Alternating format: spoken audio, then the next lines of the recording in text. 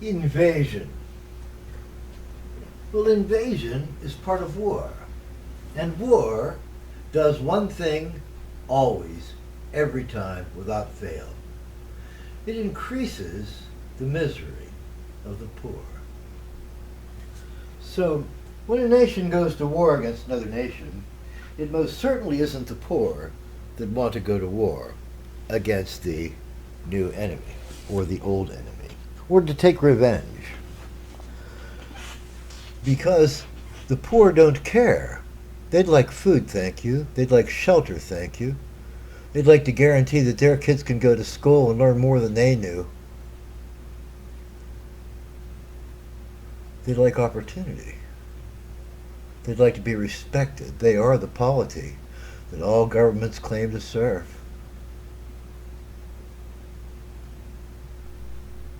But when a government invades another land, or when a land infiltrates another land, or when evil is traded back and forth between lands because they don't know what the real situation is, it's all rhetoric at this point.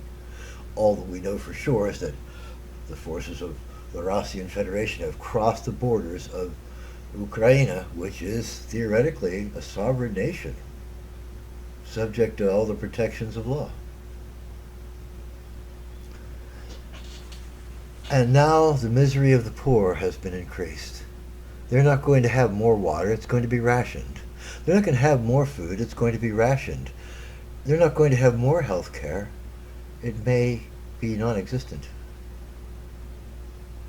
So the people that caused this war, and by inference the people that cause all wars, are not the poor.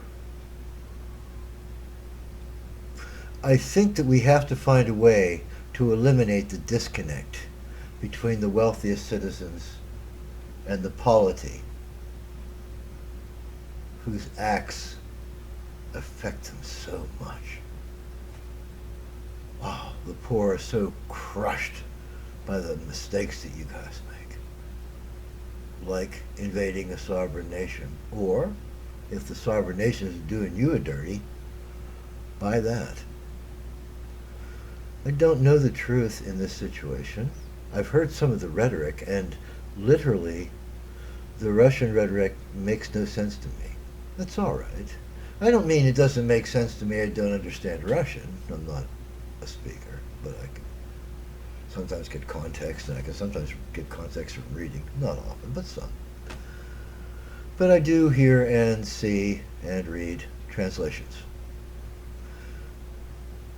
I don't see anything that's available to our media that shows the Russians in a just or a good light. We hear the censure, we hear the condemnations, we hear the threats of sanction. But we only know the amount of the story that we're allowed to know. As in any important situation, our government is keeping things from us. So is the Russian government keeping things from their people. And so is the Ukraine government keeping things from their people. It is the nature of governments to hold secrets as if they are treasures. And in this holding of secrets, we have a situation that cannot be explained to us. We don't know why you're doing this. We don't understand the meaning for why you're doing this.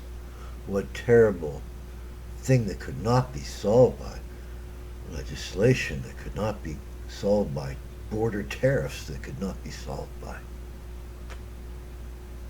more armed security on the border if there's smugglers coming through, CIA agents coming through, GRU agents coming through the other way. I don't know.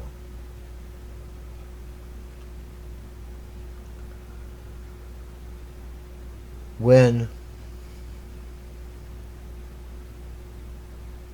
Soviet Union forces put ballistic missiles in Cuba,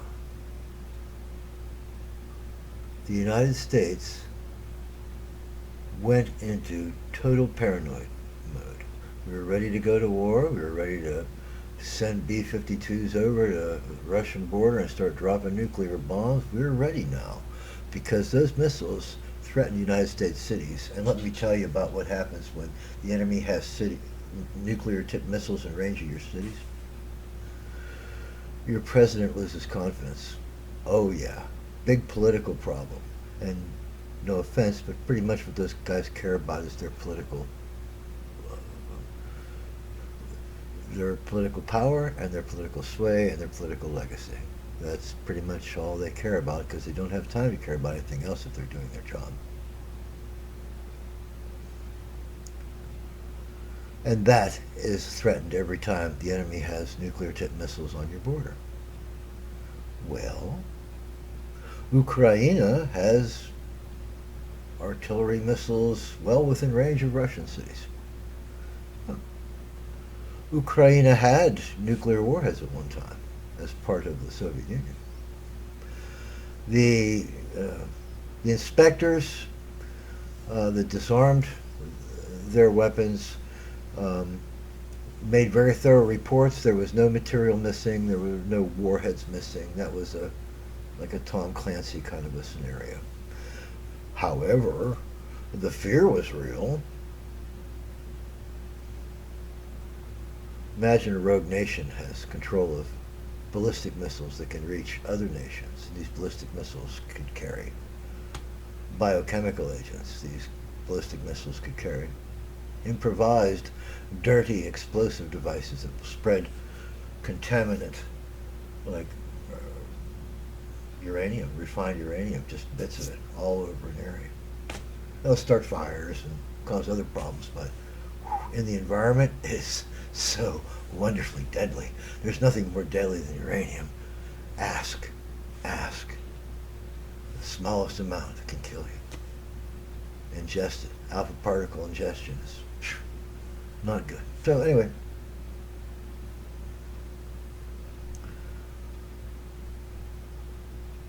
what happens when you have this situation where one nation is invading another nation is you have a vast exercise in increasing the misery of the poor. So if the president of Russia, or if the leader of Russia, we consider that to be Vladimir Putin, he may or may not consider himself to be the leader, the strongman, I don't know. He certainly is presented in the Western media as the strongman. So if he is the strongman, he has a reason for doing what he's doing, which is increasing the misery of the poor. Why does he want to do that? What makes him feel he's getting something worthwhile out of increasing the misery of his constituency? In a condition of war, there's a general malaise that settles over all the populations that are attached to the news services. Now we're worried.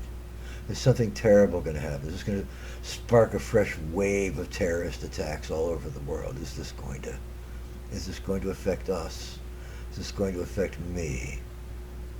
And I don't just mean here in America. I mean anyone, anywhere. We're all humans. Whether you believe me or not, we're all in this together.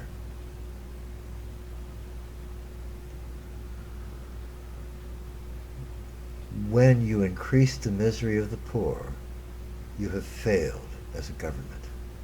The whole point of government is to increase the happiness of the poor, or better said, the contentment of the poor. I don't want to get off my chair and go protest because I'm getting enough money and I have enough beer and I like this show that's on the tube. Sports coming up.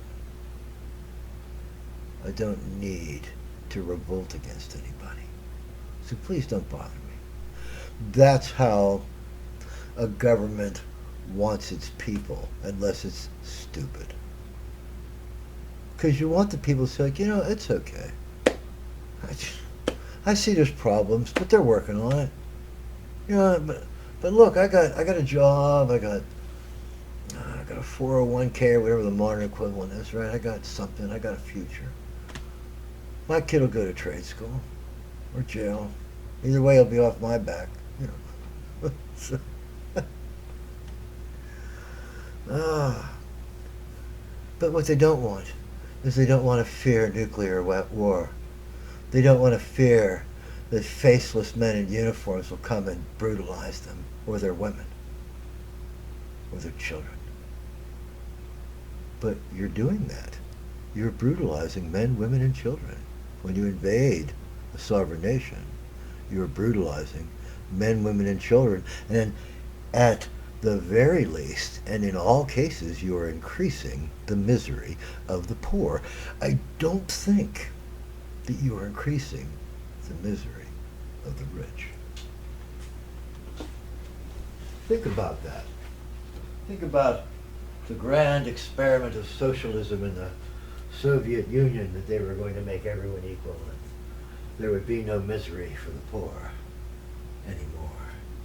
And then ask yourself why the leader of the remnants of that once mighty bloc would think that increasing the misery of the poor is a good idea that serves him in some way. I don't need to bring moral or ethical archetypes into this. I think that was pretty well said.